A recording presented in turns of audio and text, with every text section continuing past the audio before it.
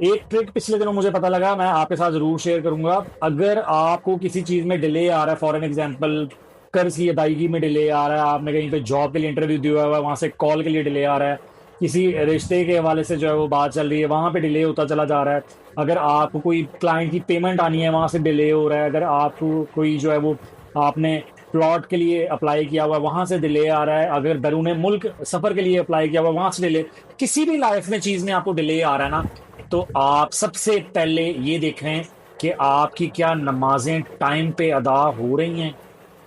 आपको ये खुद इस बात का जो है वो अंदाजा हो जाएगा कि नहीं, मैं जोहर की नमाज को बहुत लेट कर देता हूँ, असर के करीब पढ़ता हूँ या पढ़ता ही नहीं हूँ।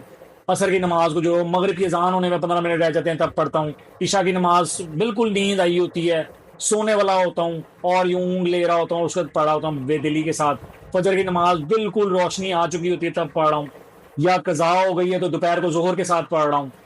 आप अपनी नमाजों को टाइम पे अदा करना शुरू कर दें, आप चंद दिन में देखेंगे कि आपके जो है वो चीजों के नतीजे फौरी फौरी आने लग गए हैं। और ये बहुत बड़ा ट्रिक है, एक दफा आप आजमा के देखें। जाती तौर पे मैंने इसको आजमा के देखा है, बहुत सारी चीजों के रिजल्ट फौरी तौर पे आना शुरू हो गए। अस्सलाम वालेकुम वरहमतुल्लाहि वबरकातुहू।